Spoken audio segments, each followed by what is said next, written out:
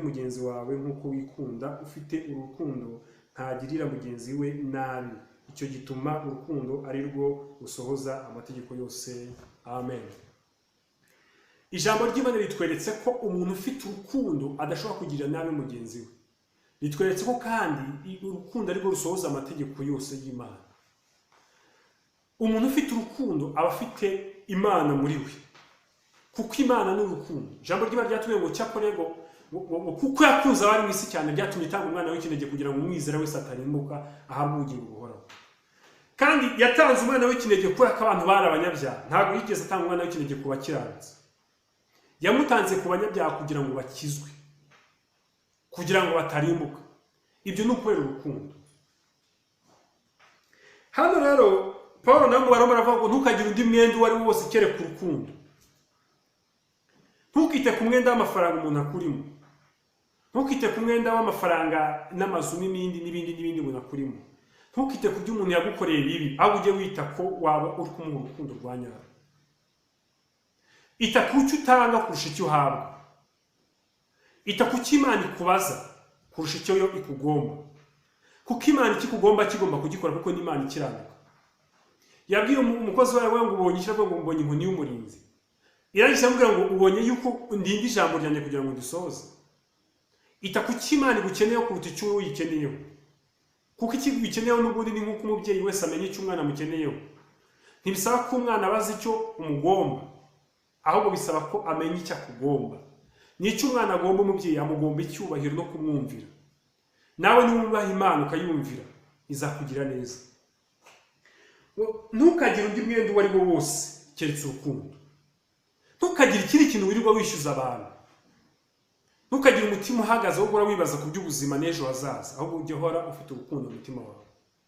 Ntukagire wibaza ngo ejo uzamera gute, kuko Imana imenye ko uzamera. Nugira neza mugenzi wawe nawe izakugira neza. Ijambo ry'Imana ngo hahirwa abanyembabazi kuko aribo bazazigirirwa. Hahirwa ngo abakiranura, peacemakers, abakiranura n'abantu batuma abandi bantu bagirana amahoro, kuko nabo aribo bazahura n'ibyiza biva ku Mana. Haleluya. Ntukagire undi mwenda uretse urukundo, kuko amategeko yose ni masohorero. Iyo ufite urukundo wisanga wababariye.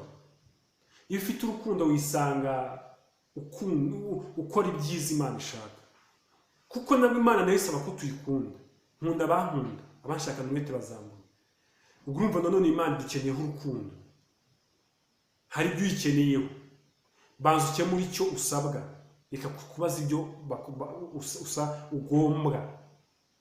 Kuko nimba ujya kuri butike kugira ngo baguhe cyangwa muri alimentation cyangwa ahandi hantu hahera wowe bitewe n'icyiciro cyawe urimo, kugira ngo ugire icyo ubona hari icyo watanze.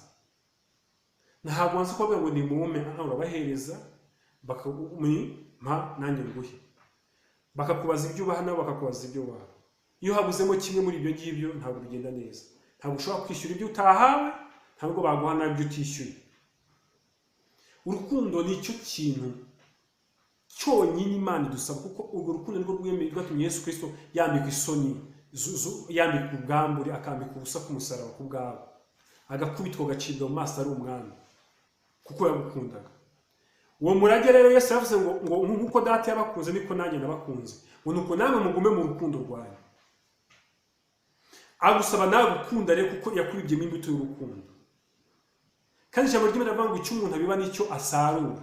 Iyo ubibye urukundo uhabwa urukundo, iyo ubibye urwango uhabwa urwango.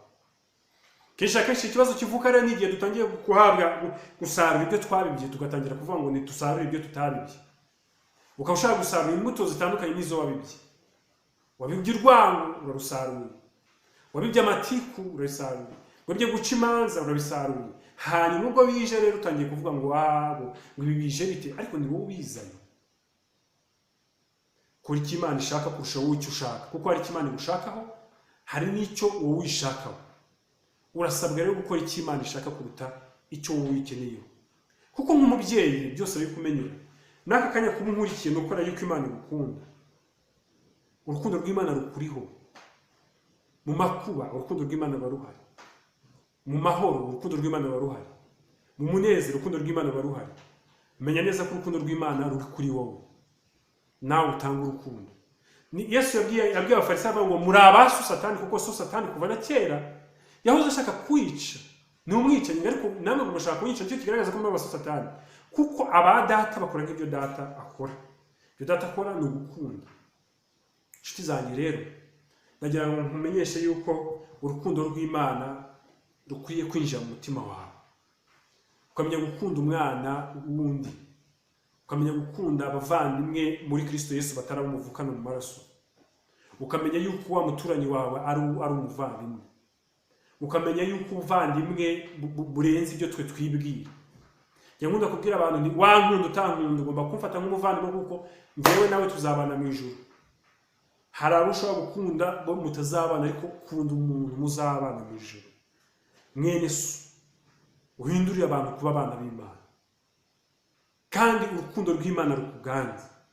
Urukundo rw'Imana nirwo rutuma umuntu afata igihe akajya kubwiriza ijambo ry'Imana, kuko afite urukundo rw'Imana mu mutima we. Kugira ngo ahindurire abandi gukiranuka, bisaba ko nawe afite urukundo rw'Imana muri we. Ntabwo wavuga ngo umuntu azagukunda nawe ugakunda, ntabwo byoroshye. Imana yacu ikugire neza kandi gutabare, ikurwanirire. Uyu munsi ntabwo ndi gufata igihe kinini, ndavuze ku rukundo rw'Imana ruri muri twebwe. Reka nawe urukundo rw'Imana rukubeho, kuko yaravuze ngo ntuzagire undi mwenda uwo ari wo wose, ntazagire ikindi kintu wishyuza umuntu usibye urukundo. Ntukagire umwenda uwo ari wo wose keretse gukunda, kuko ukunda undi aba ashoje amategeko yose. Twifuza kuba abana b'Imana, mbese abantu tujya twifuza kuba abera imbere y'Imana, tukifuza ko Imana itubona neza, ariko hari icyo bidusaba. Mbese dusaba natwe kugira icyo dutanga. Bazakubwira ngo grace, ngo muri grace ngo icyo wakora cyose, kwizera kudafite imirimo kwa gupfuye, n'agakiza kadafite imirimo kwa gupfuye, udafite urukundo. Kugira agakiza muri wowe niko gatuma ugaragaza urukundo. Agakiza kinjira muri wowe, kamara kugera muri wowe kagatanga imbuto z'urukundo. Igihe rero urukundo rutakugaragaraho, n'agakiza burya ni nkako. Byaba byiza ukongera ugasubira ku isoko, ukongera ukakira agakiza bundi bushyashya, nibwo wamenya neza kuko wemewe n'Imana. Imana yacu iguhe umugisha rero, kandi ikomeze kugira neza. Urukundo rw'Imana rugusabeho, kandi ugire igikundiro mu izina rya Yesu Kristo, kuko ukunda Imana nawe uramukunda. Kandi ntabwo wavuga gukunda Imana udakunze abantu yaremye, ntabwo bishoboka. Ntabwo wakunda umwana, wavuga ngo urankunda wanga umwana wanjye, kuko umwana wanjye ni njye ubwanjye. Imana rero nikugirire neza kandi ikutabare. Niba ukunda Imana, ukunda abana b'Imana, kandi urukundo rw'Imana ruzakubaho, kuko ijambo riravuga ngo icyo umuntu abiba nicyo asarura. Ubibye urwango asarura kwangwa, ubibye amahoro asarura amahoro. Naho utabihabwa nonaha ariko uzabibona. Imana ikugirire neza kandi guhindurira amateka, ikurwanirira intambara zose nta nini n'izaba ziri imbere yawe. Shalom shalom, Imana ibahe umugisha kandi bagire neza. Amen. Yari Pastor Placide, Imana ikomeze kubana natwe twese. Amen, amen. Shalom.